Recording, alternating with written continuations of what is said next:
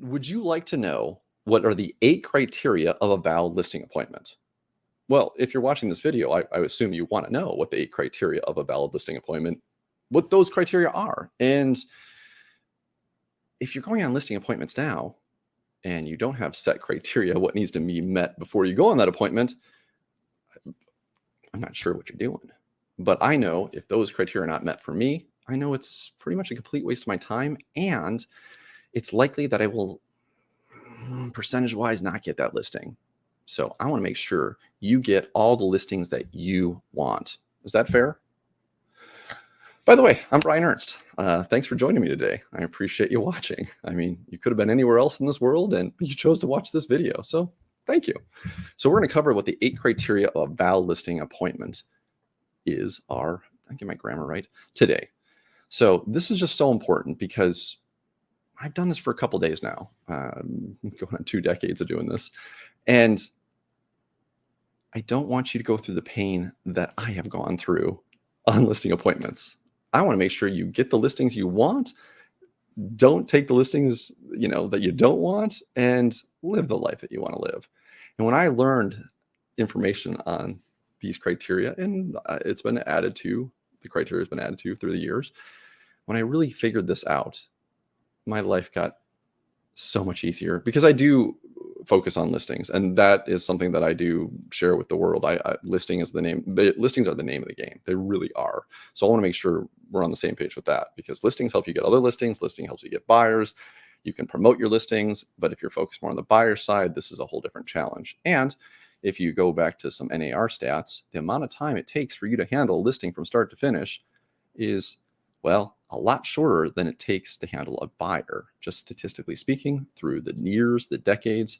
So I'm a big fan of listings. You can control your time with that. You control a lot of different things, but it really starts with the beginning of that listing appointment and what are those criteria that need to be met before you even go on the appointment. So are we ready for this? Well, yes, Brian, we're ready. I know you can't really give me feedback through a video, but I don't know. I guess I need feedback. So first criteria of a valid listing appointment is they want to sell. Now, I know that sounds really simple. They want to sell. No, they really want to sell. They're not there to get an estimate of their home's worth to give to their loan officer to refinance their home. No, they actually want to sell. That's a real big criteria. And I want to make sure that you know that they want to sell. There's a lot of different things that people meet. Well, if I redo the floors in my home, what will the value of my home be? All right. Are you selling? No. Okay. Well, I want to make sure they're selling before you go on that appointment. So that's the first criteria. They want to sell. Good. All right. Number 2,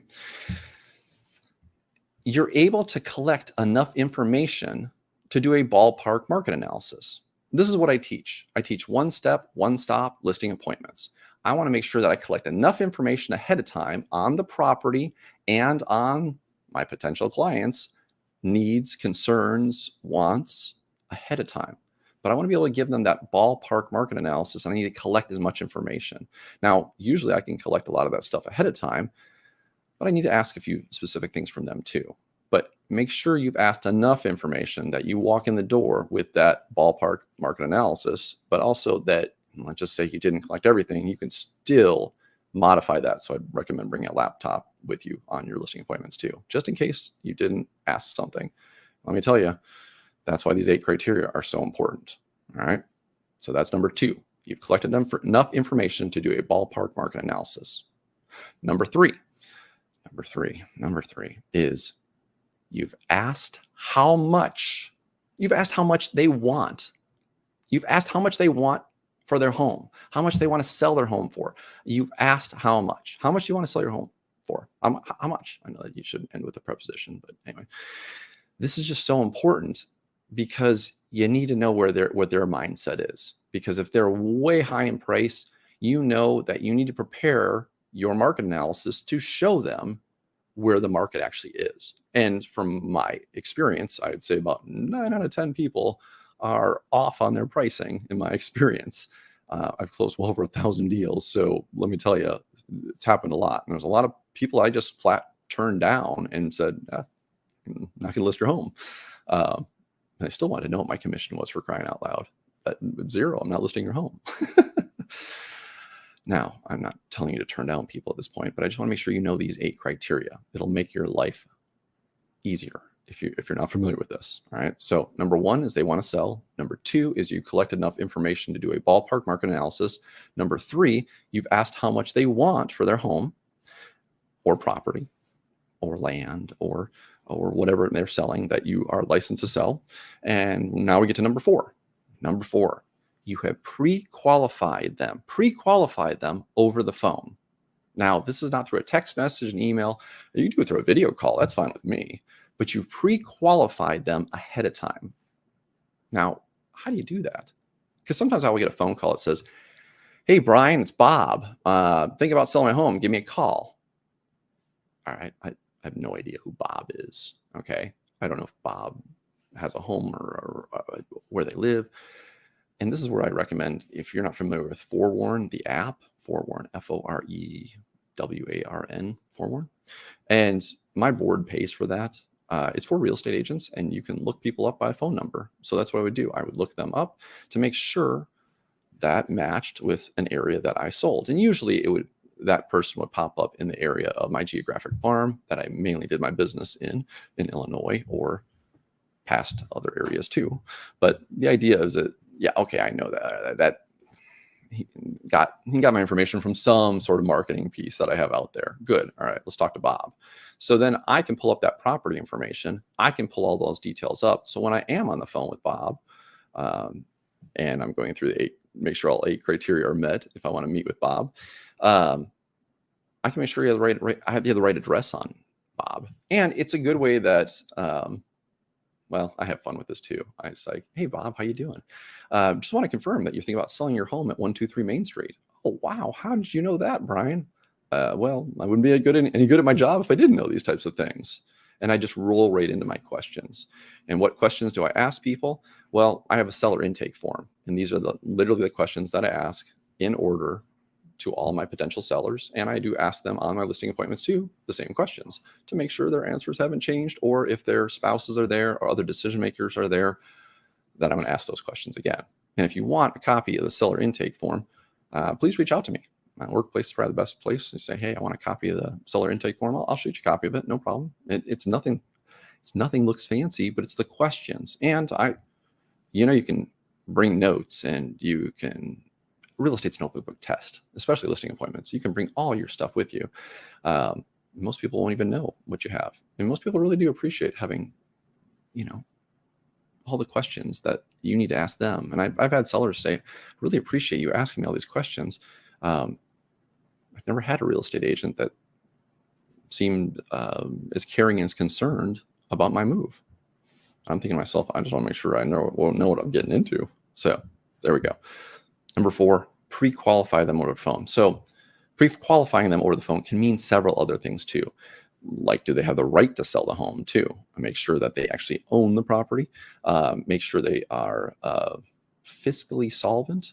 They have the ability to sell, because sometimes if they're upside down on their property, which has happened in my career during the housing recession quite a bit, they didn't have the ability to sell, meaning they didn't have the money to come to the closing table that they would need to if they sold at the current market value.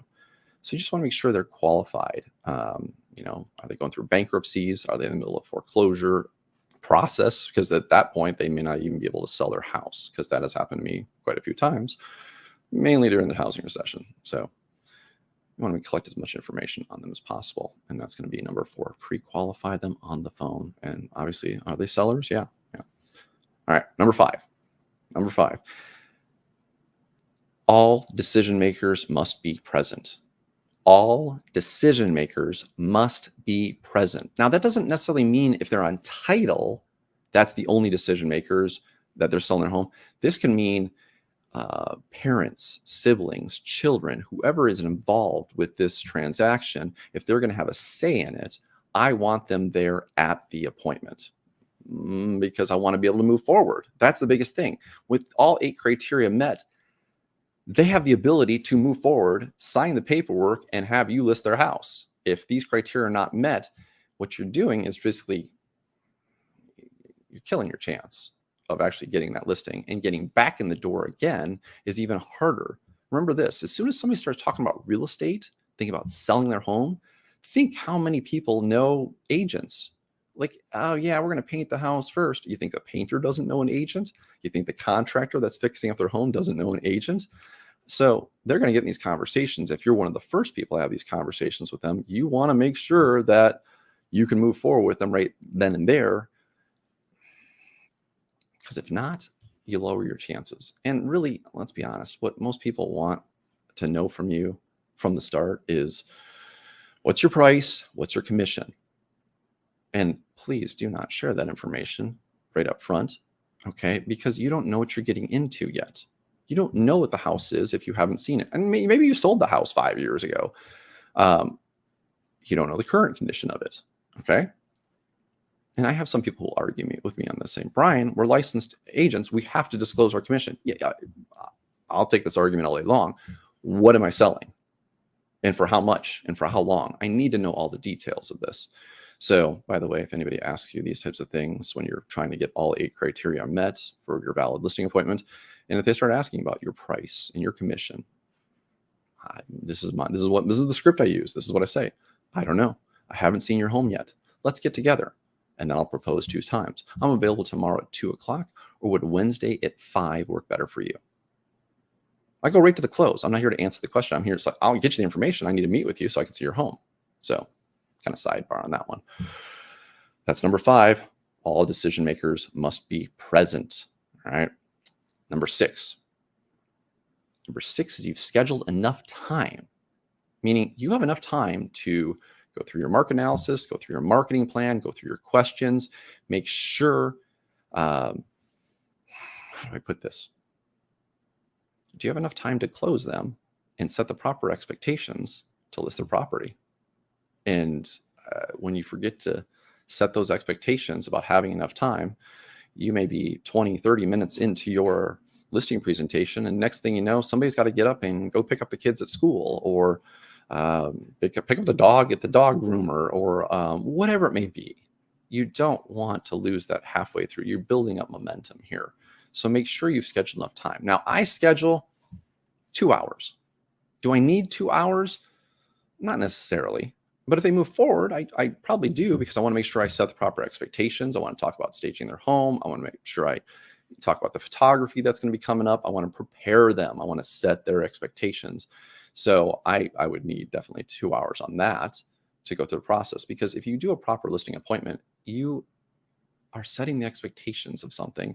And if you set those expectations the best possible, it will mean you're going to spend less time with them in the long run, and they're going to be happier. That's just been my experience of doing this over and over and over 1,000+ times. Closed deals. Imagine the appointments I didn't get those listings, or I turned them down, or I didn't know what I was doing in the beginning of my real estate career. So I feel your pain if you're not getting the listing appointments, if you're not converting those listing leads the way you want to. That's why I want to share these 8 criteria with you. So that was number 6. You've scheduled enough time. Number 7. Do you know what objections to overcome? What objections do you need to overcome on the appointment? You're not going to solve it. You're not going to solve it on the phone. Okay. Please don't even try to solve it on the phone. That's not the point. You need to know what they are so you can be prepared to bring that material in with you to show them, not just tell them whatever their objection is or are, that here you go. Here's the information to help with that decision. So you want to make sure you know what that is. Now, it does come in a specific question format. Okay. Something like, if you like everything you see and hear when we get together and the price feels right, would there be anything else preventing you from getting your home on the market? Would there be anything preventing you from getting your home on the market? Well, Ryan, we kind of want to paint. We know we need to paint. Okay, no problem. So when we get together, if the price feels right, and if you painted, would there be anything else preventing you from getting your home on the market? See, I'm going to ask the same question over and over to make sure I understand what their objections are. I want to make sure I know all the objections, and not just, oh, you just want to paint. Oh, it's no problem. We can do this. Slow down. I'm not here to overcome anything. Okay. I just want to know what the objections are, and I want to clarify them. Oh, you want to replace some flooring too? Okay, no problem. So when we get together, if the price feels right, the paint's taken care of, you've taken care of painting, you've taken care of some flooring issues. Would there be anything else preventing you from getting your home on the market? No? That's it? Okay, great. So, by the way, if you want to copy the seller intake form, like I said, just reach out to me. I'll get you a copy of that. Workplace, probably the best place to reach out to me. I know who you are. You know who I am. Go EXP, because I want you guys to sell. I want to see more EXP Realty for sale signs out there than any other company. I think we could do that. So number 7 was objections to overcome. Number 8. Whew. You've sent them a pre-appointment package. Now, what's a pre-appointment package? It's basically your marketing plan. It's basically your highlights. It's showing them how great you are. Okay, but you've sent that ahead of time. All right, because I want it where you walk in the door, they're already pre-sold on you. Not you're going into the appointment trying to sell yourself, your services, the price you're trying to convince them of that would actually sell, and your commission, which I do believe most agents are grossly underpaid commission-wise. I think everybody needs to raise their commission, but that's just me personally. I'm on team raise commissions. So give yourself a raise. But if the value is there, people will pay what you should be paid. So I want to make sure you sent that pre-appointment package. Now, there's a lot of different examples of this. EXP on Workplace. There's different workplace. There's a workplace listing presentation, workplace group. There's some other groups out there that you as an EXP agent have access to. I want to make sure that you see this stuff because EXP has a lot of stuff kind of formatted for you, ready to go. Fill in the information. So send that pre-appointment package so that you can be the professional that you are and they can see that ahead of time. Now, if you're a newer agent and you're like, I don't have a lot of stuff to share about myself, you share your company information, okay? When I first got in real estate, I'd share my office information, okay? With EXP, there's a lot of good stats out there. Make sure you use that information. So let's review here. What are the 8 criteria of a valid listing appointment? All right, ready? Number 1, they want to sell. Number 2, you've collected enough information for a ballpark market analysis. Number 3, you've asked how much they want. You have to ask that question. Number 4, you've qualified them over the phone. Number 5, all decision makers will be present. Number 6, enough time scheduled. 7, you know what objections to overcome. And 8, a pre-appointment package has been sent. Whew. That's the 8 criteria of a valid listing appointment. So Brian, if it's not a valid listing appointment, what would you call it? I don't know. What would you call it? Most people say a waste of time. I'm going to give you a little more politically correct version. We'll call it a meet and greet. It's a meet and greet. And in a meet and greet, there's 2 things that I don't do. I don't share my commission and I don't share my price because I can't move forward and I don't know what I'm doing. Like if the decision makers are not there, I don't have all the details. How long is this listing going to be on the market for? What's going to get fixed up in the property? I as a licensed real estate broker, I need to make sure I understand what information I have been given to give them the proper information. So I don't like going on meet and greets because they're going to want to know what's my price, what's my commission, and I'm not prepared to share that with them because I know statistically if I do, there's less chance I will get that listing in the long run, and I definitely won't get it that day because nobody's there to sign. All the decision makers are not there to sign. This subject frustrates me so much about sellers asking the question, what's your price and what's your commission? I literally wrote a book on it. It's a #1 international best-selling book on it just to give to sellers. They're asking the wrong question because they're thinking maybe I'll get the cheapest commission and maybe the highest price and maybe that agent's just ridiculous on price and that person's a little more reasonable. It's the wrong question. It really is the wrong question that sellers are asking. So I wrote a book on it to give to sellers. The question they should be asking, if you're wondering, is how are you going to net me more money at the end of the day than anybody else? That's a better question. I mean, I could charge 10% if I can net them more money. It would make sense, right? You earn more money, they're happier. I'm not saying charge 10%, but if you have the opportunity, God bless you. Let's go do that. But most people, if you want to raise your commission. So that's a whole nother subject. I hope I'm not getting in trouble with this kind of stuff. But if I am, let me know. Let me know. I hope this was helpful. I hope this 8 criteria of a valid listing appointment was helpful for you. And if you want a copy of the seller intake form too, the 8 criteria are actually on the seller intake form. It's just the questions that are associated with each of these criteria too, to make sure you're best prepared for that listing appointment. And I use the same questions on the listing appointment too, to make sure their answers haven't changed, because sometimes they change because I know they're talking to somebody else. That's usually why I know they're talking to somebody else, because the answers have changed.